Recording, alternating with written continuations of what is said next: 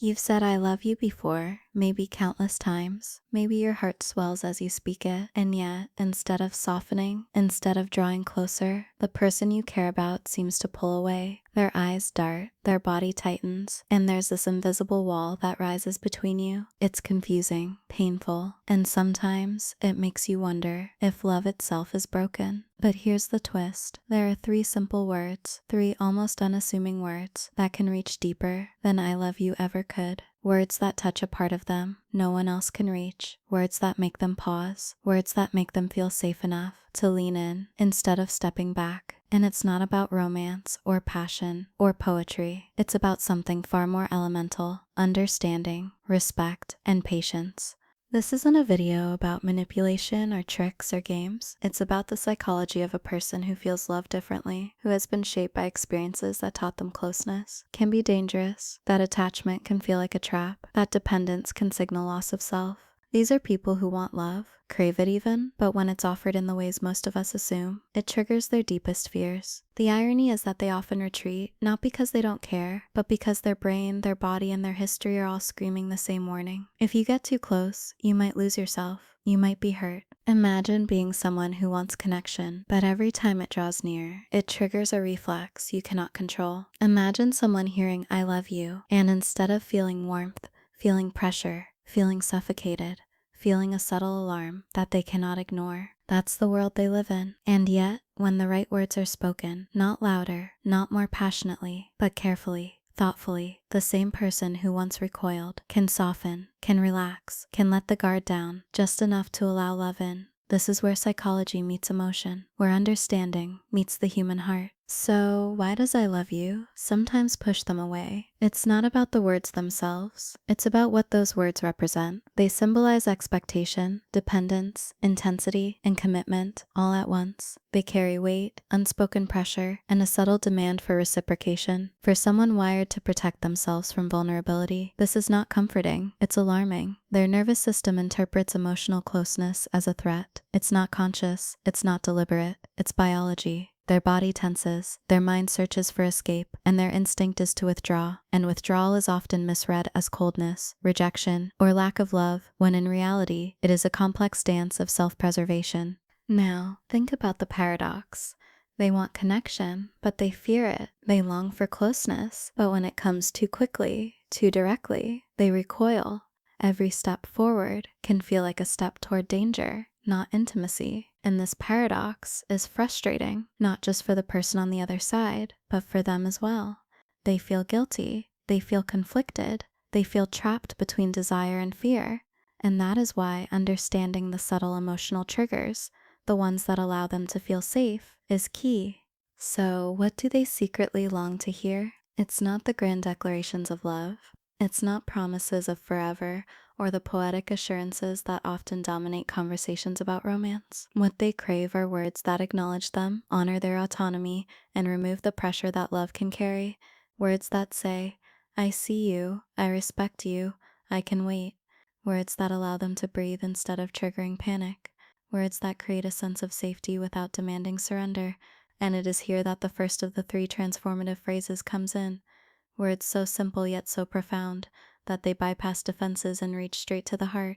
I understand you. 3 words, small, unassuming, but monumental when said with sincerity. Understanding is the antidote to fear. When someone feels understood, even partially, the walls they have built begin to tremble. They sense that their inner world is seen, their thoughts and feelings acknowledged, their emotional reality validated. Unlike "I love you," which can feel like a demand or an expectation, "I understand you" is an offering. It's permission to exist as they are, without judgment, without correction, without pressure. It says, "I don't need to change you. I just see you, and that's enough." The beauty of these words is in how they bypass resistance. Avoidants often spend their lives defending against intrusion, criticism, and overwhelming affection. They are experts at scanning for danger in emotional expression, but understanding is a bridge. It doesn't demand, it doesn't threaten, it doesn't try to fix, it simply acknowledges, and acknowledgement is radical. To hear that someone understands you after a lifetime of being misunderstood is more than comforting, It's transformative. It lowers defenses, softens hearts, and allows connection to happen naturally without force.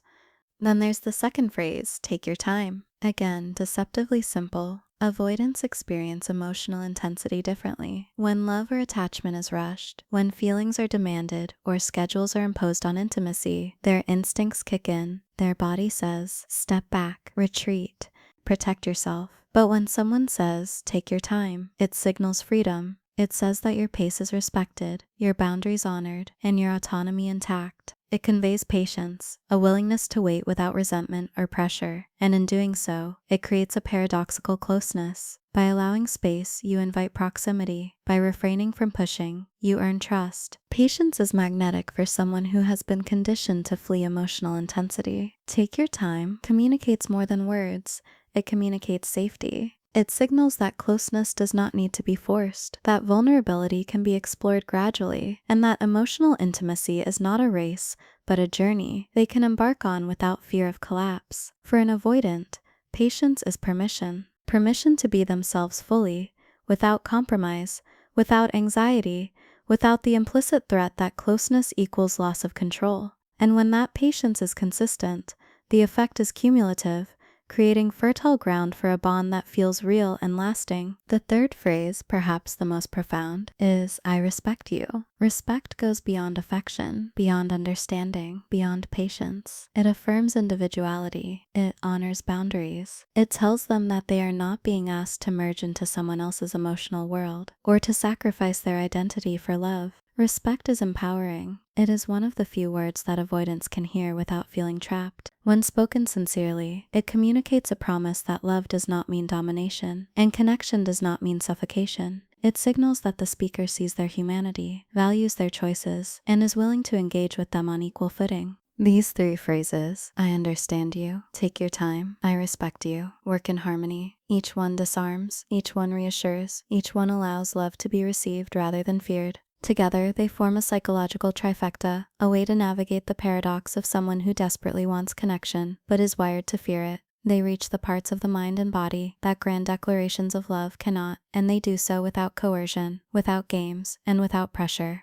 And it's important to recognize the emotional landscape behind these responses. Avoidants are not cold. They are not unfeeling. They are not incapable of love. They are survivors. Their nervous systems have learned that closeness can hurt, that dependence can threaten survival, that intensity can overwhelm. These three phrases do not bypass these survival instincts. They acknowledge them. They work with the body and mind, creating a space where love is safe, not dangerous. And when a person feels safe, when they feel seen, understood, and respected, the barriers that once seemed immovable can soften in ways that are profound and lasting. Every interaction, every phrase, every tone carries weight. Avoidants are attuned to subtle shifts in emotion, and they respond to authenticity. This means the words must be spoken sincerely, repeated consistently, and embodied through action. Understanding without judgment, patience without resentment, respect without conditions. These are not tactics, they are commitments to authentic emotional connection. And when practiced, they create moments of intimacy that feel like relief, moments of closeness that feel earned, and moments of trust that feel revolutionary to someone who has spent so long guarding their heart. And so, when you next find yourself frustrated, confused, or hurting because I love you didn't land the way you hoped, remember this. It's not that love failed, it's that love sometimes carries unintended pressure. It's that the human heart, especially one conditioned to protect itself, responds best to words that honor, validate, and allow. I understand you. Take your time. I respect you. These words are not substitutes for love. They are love in its most digestible, life-giving form. And in speaking them, you may finally reach the part of someone that no other words can touch. You might think that simply saying, I understand you is enough, but understanding isn't a one-time thing. It's a pattern. It's the tone of your voice, the patience in your eyes, the way you respond when they share something small, private, or messy. It's noticing the little things they don't even say aloud, the hesitation before words, the subtle sighs, the tightness in their hands. Every moment of recognition tells them that they are not alone, that someone is willing to walk alongside them without trying to change them. That is the quiet power of understanding. It communicates safety without demanding anything in return. And for someone who has spent a lifetime defending against emotional intensity, that safety can feel revolutionary. When they hear "I understand you," they feel a release, not just from pressure, but from a lifelong tension they might not even have named. The tension of being misunderstood, of having feelings invalidated, of being expected to perform emotional labor without guidance or support. Understanding doesn't fix the past. It doesn't erase fear, but it whispers that here, now, in this moment, you are safe, you are seen, you are enough. And when someone finally feels enough, even for a few seconds, the walls that have held them apart from connection start to quiver. They may not say it, they may not act immediately, but something shifts inside, a quiet opening that says, maybe it's okay to let someone in. Then comes the second phrase, the one that avoids the urgency that triggers panic. Take your time. For someone who's wired to retreat at intensity, pressure is the enemy of intimacy. When they feel rushed, whether emotionally, physically, or mentally, the instinct is to step back. And stepping back can look like distance, coldness, or disinterest, but it's really self-preservation. So when you say take your time, you are doing something profound. You are giving them permission to engage at a pace that feels safe. You are showing that love does not have to be a race, that connection does not require sacrifice of self, that vulnerability can unfold gently, on their terms.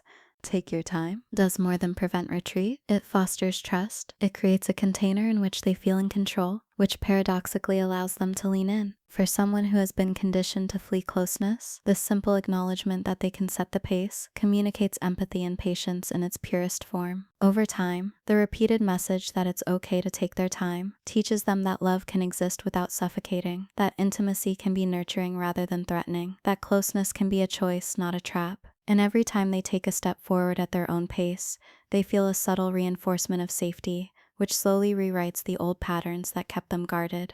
Finally, there is the third transformative phrase, I respect you. Respect is not just a polite acknowledgement, it is the emotional framework upon which trust and love are built for someone who fears losing themselves in intimacy. Avoidants are often hyper-aware of boundaries, sometimes overly so, because their past experiences taught them that being vulnerable could lead to hurt, judgment, or engulfment. Saying, I respect you, communicates that you see their individuality, that you honor their choices, and that you are willing to meet them as equals, rather than trying to merge or possess them. Respect gives them the freedom to be themselves, which is exactly what allows them to be present emotionally. When someone hears I respect you in context with sincerity and consistency, they experience a profound internal shift. It's a quiet reassurance that love does not demand sacrifice, that closeness does not erase autonomy, that vulnerability is safe.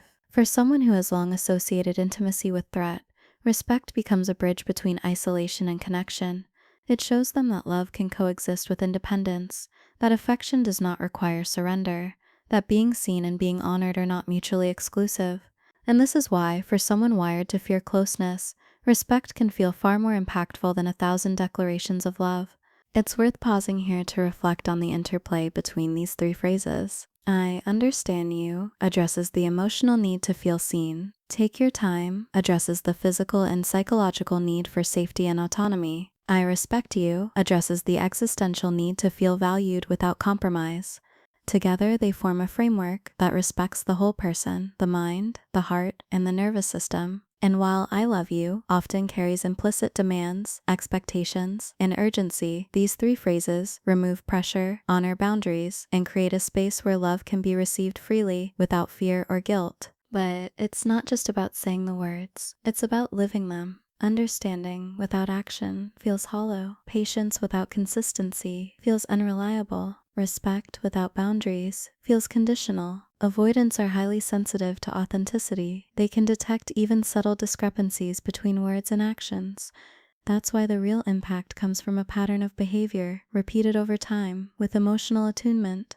When these words are paired with consistent care, listening without judgment, giving space without resentment, honoring individuality without attachment, anxiety, they become more than language.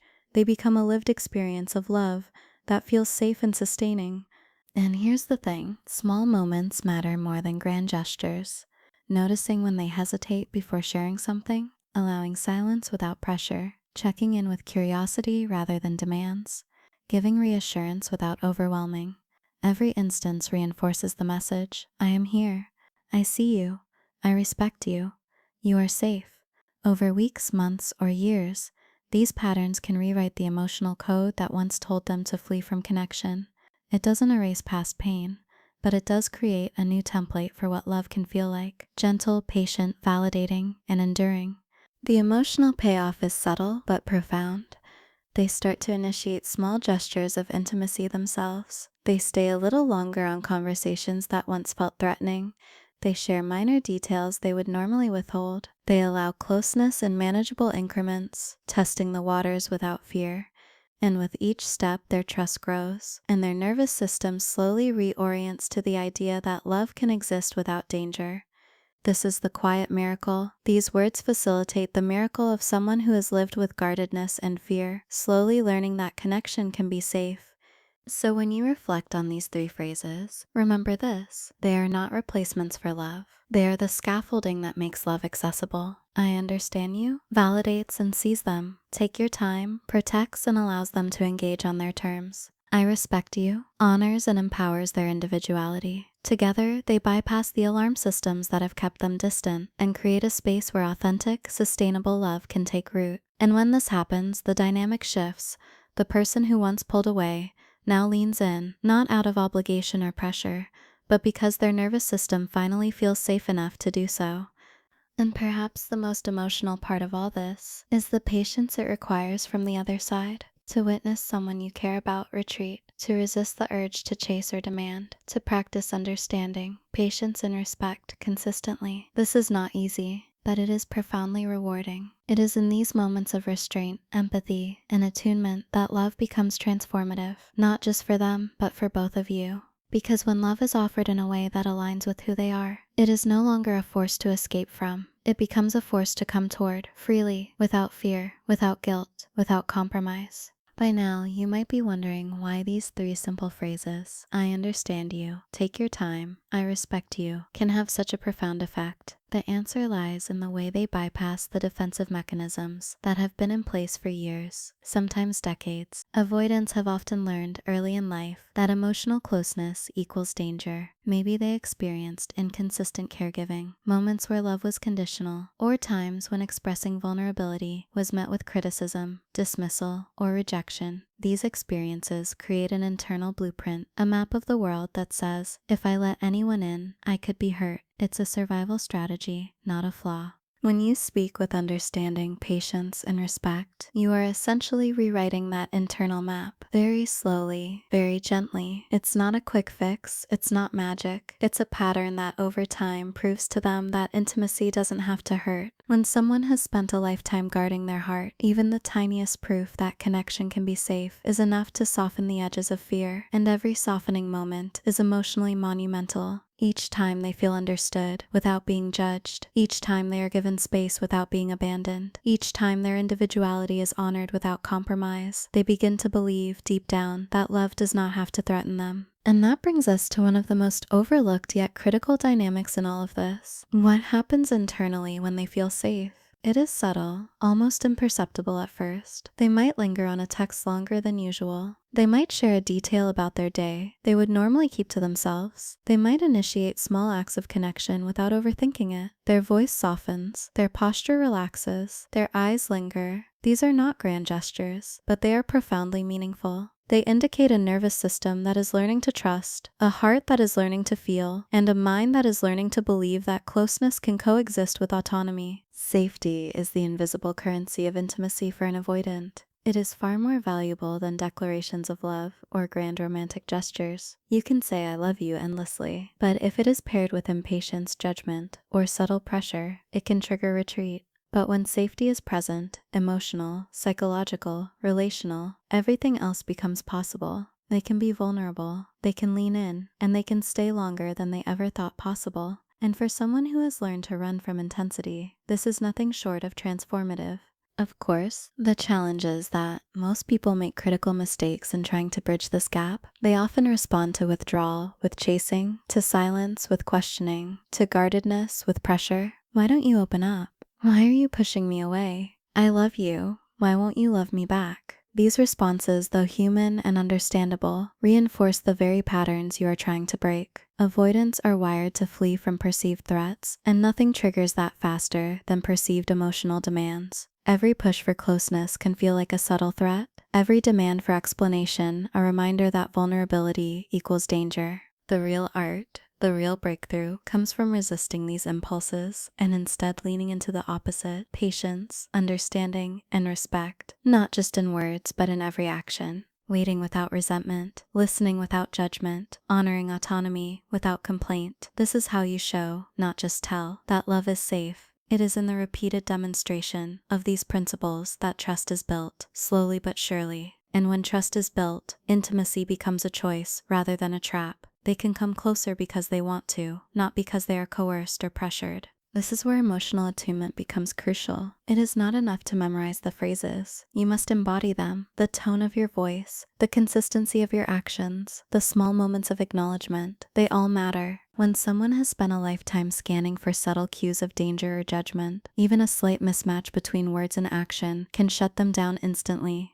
Authenticity is the bridge. Understanding without sincerity is empty. Patience without follow-through is meaningless. Respect without demonstration is hollow. The emotional resonance comes from alignment between intention, words, and behavior. And perhaps the most poignant part of all this is the patience it demands from the other side. To wait, to resist chasing, to allow space, to consistently honor boundaries. It is not easy. It requires empathy, discipline, and deep emotional intelligence. But this patience is not passive. It is active care. It is a quiet, relentless commitment to seeing the person fully, accepting them without trying to fix them, and providing the emotional environment that allows them to lean in. And when practiced consistently, this patience becomes the invisible hand that shapes transformation. Every subtle cue of safety, every small act of validation, every moment of freedom reinforces the same message. You can be yourself. You can be close. You will not be swallowed or controlled. Over time, this changes the dynamic entirely. The person who once retreated now engages. The one who feared connection now experiments with trust. The one who pulled away begins to take small steps forward. And every small step is emotionally monumental, not because it is dramatic, but because it represents a fundamental shift in how they experience love. Finally, it's critical to remember that this is not about winning someone over, changing them, or getting them to act a certain way. It's about creating an environment where authentic connection is possible. Avoidants are not broken. They are not unlovable. They are not incapable of deep intimacy. They are simply navigating the world with a nervous system trained to protect them from emotional overwhelm. By offering understanding, patience, and respect consistently, you are not coercing love. You are creating the conditions in which love can safely exist and flourish.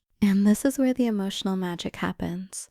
When they feel seen, when they are allowed to set the pace, when their autonomy is honored, love stops being frightening. It stops being a trap. It becomes a choice they can make freely, a bond they can engage in without fear, and a connection they can sustain without retreat. And witnessing this transformation, for someone who has been guarding their heart for so long, is one of the most quietly powerful experiences imaginable. By now, you might start noticing small shifts, subtle, almost imperceptible, but incredibly meaningful. These are the moments that tell you the words and actions are landing. Maybe they start initiating small conversations they would normally avoid. Maybe they linger on a call longer than usual. Maybe they share details they typically keep to themselves. Moments that feel vulnerable, but safe, because the environment has changed. These are not grand gestures, but they are the clearest signs that connection is working. It's the little victories, the small openings, the gentle signs of trust being built.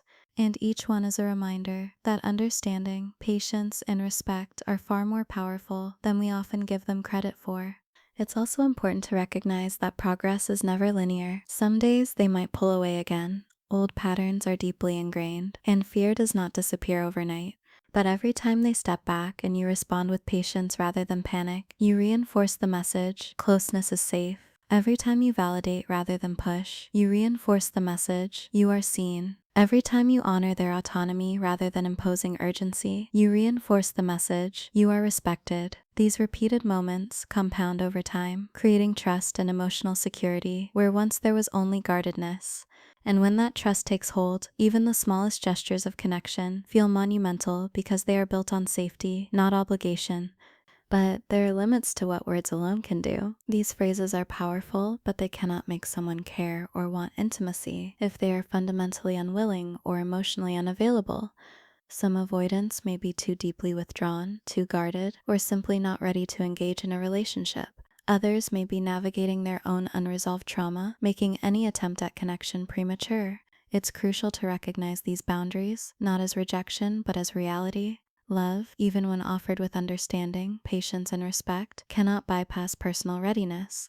And recognizing this is just as important as knowing what to say. It ensures that your efforts are grounded in compassion, not expectation, and that you do not sacrifice your own emotional well-being in the process. This is also where clarity becomes essential. There is a difference between someone who is avoidant and someone who is disinterested. Avoidants fear closeness but want connection. They may pull back but return once they feel safe. Disinterested individuals, on the other hand, do not share that desire. They simply do not prioritize connection, regardless of safety or patience. Misreading one for the other can be painful and counterproductive. Understanding this distinction helps you approach relationships with awareness and discernment, knowing when to nurture patience and when to protect your own heart. It is not about judging them, but about seeing clearly the emotional landscape you are navigating. And now the deeper truth about love in this context. Avoidants do not fear love. They fear losing themselves in it. They fear suffocation, judgment, or being forced into dependency. But when love is offered in a way that is attuned to their nervous system, respects their autonomy, and validates their inner world, it is transformative. Love becomes not a source of anxiety, but a source of safety. It becomes a choice, not a threat. It becomes a shared space where both individuals can thrive without fear, and the emotional resonance of this realization is profound. For someone who has lived with guardedness and fear, discovering that love can be safe, freeing, and sustaining is life-changing. So, as we bring this full circle, reflect on the paradox we started with. I love you can sometimes push them away because it carries implicit pressure, urgency, and expectation. But I understand you, take your time, and I respect you. Reach deeper because they speak to the heart of their needs, to be seen, to feel safe, and to maintain a sense of self. These words are not tricks. They are expressions of love that honor their boundaries, calm their nervous system, and allow authentic intimacy to flourish.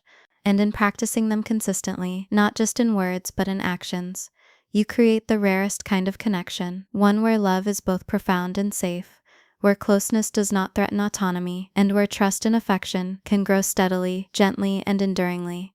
And finally, the most powerful lesson of all, love that reaches someone wired to protect themselves is not about pushing harder, declaring more passionately, or trying to fix what feels broken. It is about showing up with understanding, patience, and respect, day after day, in moments big and small. It is about being a steady presence in a world that often feels unpredictable and threatening. It is about honoring the complexity of another human being and allowing them to engage in their own time, at their own pace, without fear. And when that happens, when those walls begin to soften, when trust begins to grow, when intimacy finally feels safe, it is nothing short of miraculous, because the love that once scared them now becomes the love that holds them. Remember this?